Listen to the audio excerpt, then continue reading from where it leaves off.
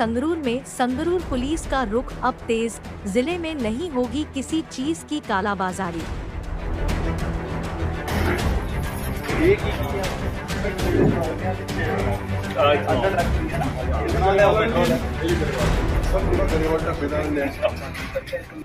आज सुबह संगरूर पुलिस की तरफ से पेट्रोल और डीजल की कालाबाजारी करने वालों पर की गई रेड। संगरूर से महिला रोड पर इंडियन ऑयल कंपनी का एक बड़ा डंप पॉइंट है। वहां पर पेट्रोल और डीजल की पाइपलाइन आती है और वहां से बड़े बड़े ट्रकों में भरकर दूर दूर तक पेट्रोल और डीजल की सप्लाई होती है।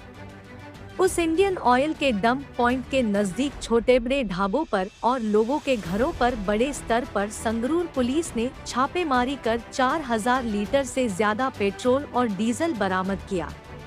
पेट्रोल और डीजल के साथ एक केमिकल भी मिला। पुलिस को उस केमिकल को पेट्रोल और डीजल में मिलाकर लोगों को बेचा जाता था। ਜਿਹੜੀ ਮਹਿਲਾ ਰੋਡ ਦੇ ਉੱਤੇ ਜਿਹੜੇ ਬਹੁਤ ਸਾਰੇ ਢਾਬੇ ਆ ਜਿਹੜੇ ਕਿ ਬਾਹਰੋਂ ਜਿਹੜਾ ਇੱਥੋਂ ਇੰਡੀਅਨ ਆਇਲ ਦਾ ਡੰਪ ਹੈ ਉੱਥੋਂ ਜਿਹੜਾ ਤੇਲ ਜਾਂਦਾ ਹੈ ਉਹਦੇ ਵਿੱਚੋਂ ਤੇਲ ਚੋਰੀ ਕਰਕੇ ਆਪਦੇ ਲੋਕਲਾਈਜ਼ ਸਟੋਰ ਕਰਦੇ ਆ। ਸਟੋਰ ਕਰਕੇ ਇਥਨੋਨ ਵਿੱਚ ਮਿਕਸ ਕਰਕੇ ਉਹ ਇਥਨੋਨ ਹੈ ਜਿਹੜਾ ਕੰਪੈਰੀਟਿਵਲੀ ਬਹੁਤ ਸਸਤਾ ਹੈ, ਉਹਨੂੰ ਮਿਕਸ ਕਰਕੇ ਫਿਰ ਆਪ ਰਿਟੇਲ ਤੇ ਵੇਚਦੇ ਆ।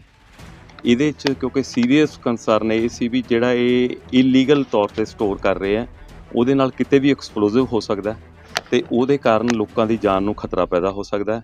प्लस साडे वाहीकल्स है ਜਿਹੜੇ ਵਾਹੀਕਲ यूज़ करते हैं वो क्वालिटी ਉਹਦੀ है ਜਿਹੜੀ ਉਹ लोअर क्वालिटी होने करके ਉਹਦਾ नुकसान हो सकता है। संगरूर के एसएसपी मनदीप सिंह सिद्धू ने मीडिया कर्मियों को जानकारी देते हुए बताया कि गुप्त सूचना के आधार पर आज सुबह संगरूर पुलिस ने भारी गिनती में टीमें बनाकर संगरूर महिला रोड पर बने हुए छोटे बड़े दावे और कई जगह लोगों के घरों में रेड मारी। उन्होंने बताया कि जो यहाँ पर इंडियन ऑयल का दाम पर है, उस ग्रुप में जब तेल जाता है तो वहाँ से लेकर जाने वाले ट्रकों में से चोरी से तेल ले लेते हैं और महंगे दाम पर बेच देते हैं।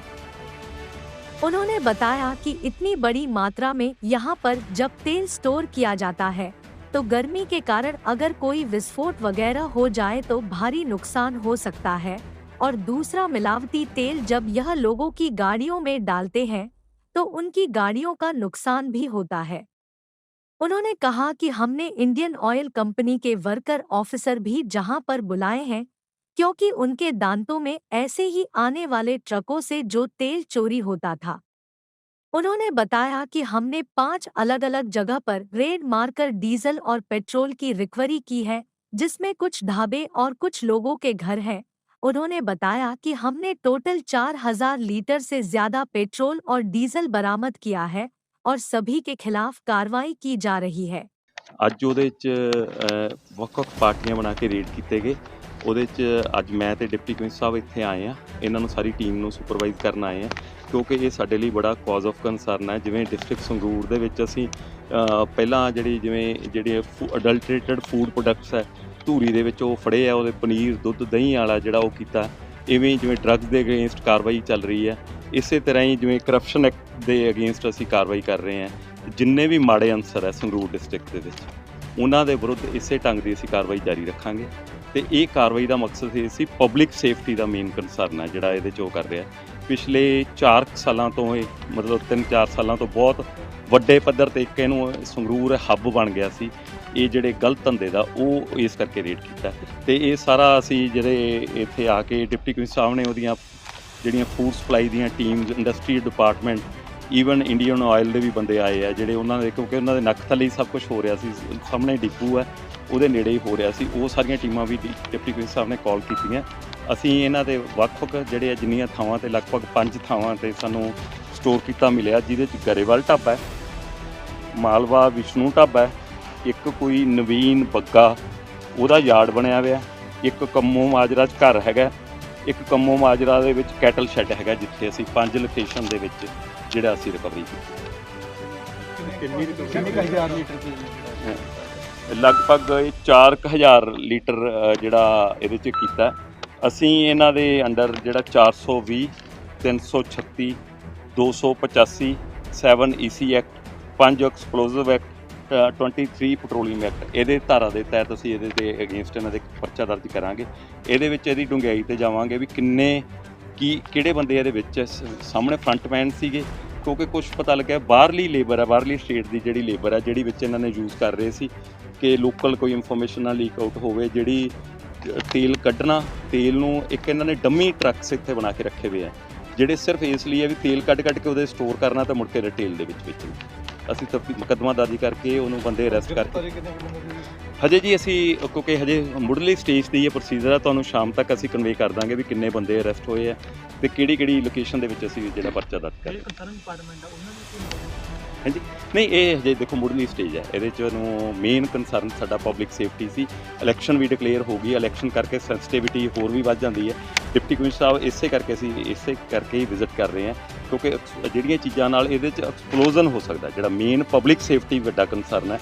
ਜਿਹੜਾ ਇੱਥੇ ਸਟੋਰ ਹੋਣਾ, ਵਾਹੀਕਲ ਤਾਂ ਖਰਾਬ ਹੁੰਦੇ ਹੀ ਹੁੰਦੇ ਆ, ਲੋਕਾਂ ਦੀ ਜਾਨ ਨੂੰ ਨੁਕਸਾਨ ਹੋ ਸਕਦਾ। ਇਸ ਕਰਕੇ ਅਸੀਂ ਬੜੀ ਸੀਕ੍ਰੇਟ ਢੰਗ ਨਾਲ ਫੋਰਸ ਨੂੰ ਕਰਕੇ ਮੋਬਿਲਾਈਜ਼ ਕਰਕੇ ਸਾਡੇ ਬੜੇ ਸੀਨੀਅਰ ਅਫਸਰ ਹੈ, ਐਸਪੀਡੀ, ਡੀਐਸਪੀ ਸੰਗਰੂਰ, ਬਾਕੀ ਐਸਐਚਓ, ਸੀਆਈਏ ਸਾਰੇ ਅਸੀਂ ਮੋਬਿਲਾਈਜ਼ ਕਰਕੇ ਅਸੀਂ ਇਹਨੂੰ ਸਰਪ੍ਰਾਈਜ਼ ਜਿਹੜਾ ਰੇਡ ਕੀਤਾ ਵੀ।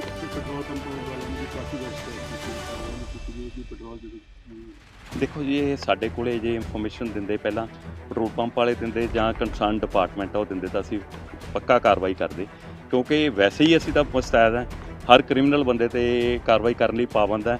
ਤੇ ਕੱਲ੍ਹ ਤੋਂ ਜਦੋਂ ਮਾਡਲ ਕੋਡ ਆਫ ਕੰਡਕਟ ਲੱਗਿਆ ਤੇ ਅਸੀਂ ਪਹਿਲਾਂ ਹੀ ਆਪਸ ਵਿੱਚ ਇਸ ਨੂੰ ਸਾਡਾ ਧਿਆਨ ਸੀ ਇਸ ਗੱਲ ਦਾ, ਤੇ ਇਹ ਡਿਸਟ੍ਰਿਕਟ ਸੰਗਰੂਰ ਦੇ ਵਿੱਚ ਇਸੇ ਢੰਗ ਦੀ ਹੈ ਜਿਹੜੀ ਐਂਟੀ ਸੋਸ਼ਲ ਐਲੀਮੈਂਟ ਤੇ ਕ੍ਰਿਮੀਨਲ ਐਲੀਮੈਂਟ ਤੇ ਕਾਰਵਾਈ ਹੁੰਦੀ ਰਹੀ। ਅੱਜ ਮੈਂ ਤੇ ਐਸਐਸਪੀ ਸਾਹਿਬ ਤੇ ਪੁਲਿਸ ਪ੍ਰਸ਼ਾਸਨ ਦੀ ਟੀਮ ਪਲੱਸ ਫੂਡ ਸਪਲਾਈ ਤੋਂ ਟੀਮ, ਫੈਕਟਰੀਜ਼ ਤੋਂ ਟੀਮ, ਇੰਡਸਟਰੀਜ਼ ਤੋਂ ਟੀਮ ਪਲੱਸ ਆਈਓਸੀ ਦੇ ਰਿਪਰੈਜ਼ੈਂਟੇਟਿਵ ਅੱਜ ਜਿਹੜੀ ਸੀਕ੍ਰੇਟ ਇਨਫੋਰਮੇਸ਼ਨ ਮਿਲੀ ਹੈ, ਐਸਐਸਪੀ ਸਾਹਿਬ ਤੇ ਮੇਰਾ ਸਵੇਰੇ ਰਾਬਤਾ ਕਾਇਮ ਹੋਇਆ ਤੇ ਇਹ ਟੀਮਾਂ ਅਸੀਂ ਭੇਜੀਆਂ ਸੀਗੀਆਂ ਜਿਹਦੇ ਵਿੱਚੋਂ ਐਸਐਸਪੀ ਸਾਹਿਬ ਨੇ ਬਰੀਫ ਕਰਤਾ ਹੈਗਾ। ਸਭ ਤੋਂ ਵੱਡਾ ਕੰਸਰਨ ਜਿਹੜਾ ਹੈਗਾ ਉਹ ਜਾਨ ਤੇ ਮਾਲ ਦਾ ਨੁਕਸਾਨ ਹੈਗਾ ਇਹਦੇ ਵਿੱਚ, ਪਲੱਸ ਜਿਹੜਾ ਐਡਲਟ੍ਰੇਸ਼ਨ ਪੈਟਰੋਲ ਵਿੱਚ ਕਰ ਰਹੇ ਹੈਗੇ। ਹੁਣ ਜਿਵੇਂ ਇਨਵੈਸਟੀਗੇਸ਼ਨ ਅੱਗੇ ਵਧੂਗੀ we will get to know ਵੀ ਇਹਨਾਂ ਦਾ ਮੋਡਸ ਆਪਰੈਂਡੀ ਕੀ ਸੀਗਾ, ਕਿਸ ਤਰ੍ਹਾਂ ਇਹ ਕੰਮ ਕਰਦੇ ਸੀਗੇ, ਬਾਹਰੋਂ ਬੰਦੇ ਲਾਏ ਹੋਏ ਸੀ, ਸਸਤੇ ਦਾਮ ਤੇ ਪੈਟਰੋਲ ਵੇਚ ਰਹੇ ਸੀਗੇ। ਪ੍ਰੀਲਿਮਿਨਰੀ ਇਨਕੁਆਇਰੀ 'ਚ ਤਾਂ ਹਜੇ ਇਹੀ ਪਤਾ ਚੱਲਿਆ ਹੈ। ਪਲੱਸ ਇਹਦੇ ਵਿੱਚ ਜਿਹੜੇ ਹੈਗੇ ਅਸੀਂ ਇੰਡੀਅਨ ਐਕਸਪਲੋਸਿਵ ਐਕਟ ਦੇ ਵਿੱਚੋਂ, ਪੈਟਰੋਲੀਅਮ ਐਕਟ ਦੇ ਵਿੱਚੋਂ, ਪਲੱਸ ਐਸੈਂਸ਼ੀਅਲ ਕਮੋਡਿਟੀਜ਼ ਐਕਟ ਵਿੱਚੋਂ, ਪਲੱਸ ਆਈਪੀਸੀ ਦੇ ਜਿਹੜੇ ਸੈਕਸ਼ਨ ਹੈਗੇ ਜਿਹੜੇ ਐਸਐਸਪੀ ਸਾਹਿਬ ਨੇ ਬਰੀਫ ਕੀਤੇ ਹੈ, ਉਹ ਸਾਰਿਆਂ 'ਤੇ ਅਸੀਂ ਕਾਰਵਾਈ ਕਰਾਂਗੇ, ਜਿਸ ਕਰਕੇ ਜਿਹੜੇ ਵੀ ਅਨਲੌਫੁਲ ਐਕਟੀਵਿਟੀਜ਼ ਕਰ ਰਹੇ ਹੈ ਉਹਨਾਂ ਨੂੰ ਬਖਸ਼ਾ ਨਹੀਂ ਜਾਵੇਗਾ, ਬਸ ਸਖਤ ਤੋਂ ਸਖਤ ਕਾਰਵਾਈ ਕੀਤੀ ਜਾਵੇਗੀ। ਜ਼ਿਲ੍ਹੇ ਦੇ ਵਿੱਚ ਦੁੱਧ ਵੀ ਕਾਫੀ ਜਿਹੜਾ ਬਣਾ ਕੇ ਵੇਚਿਆ ਜਾਂਦਾ, ਡੈਫੀਨਿਟਲੀ ਫੜਿਆ ਗਿਆ ਹੈ ਜੀ। ਅਸੀਂ ਤੁਸੀਂ ਰੀਸੈਂਟਲੀ ਲਾਸਟ ਵੀਕ ਹੀ ਦੇਖਿਆ ਹੋਣਾ ਹੈ, ਅਸੀਂ 3-4 ਥਾਵਾਂ 'ਤੇ ਰੇਡ ਵੀ ਕੀਤੀਆਂ ਸੀਗੀਆਂ। ਸੈਂਪਲਸ ਜਿਹੜੇ ਹੈਗੇ ਲੈਬ ਨੂੰ ਭੇਜਦੇ ਹੈਗੇ, ਜਿਹੜਾ ਉਹਨਾਂ ਦਾ ਟਾਈਮ ਹੈਗਾ 4 ਵੀਕਸ ਦਾ, ਔਰ 4 ਵੀਕਸ ਦਾ ਜਿਹੜਾ ਸੈਂਪਲਿੰਗ ਟਾਈਮ ਹੈਗਾ ਉਹ ਚੈੱਕ ਕਰਕੇ ਉਹ ਸਾਨੂੰ ਭੇਜਣਗੇ। ਜੇਕਰ ਕੋਈ ਸੈਂਪਲ ਫੇਲ ਮਿਲਿਆ ਦੈਨ ਉਹਦੇ ਖਿਲਾਫ ਵੀ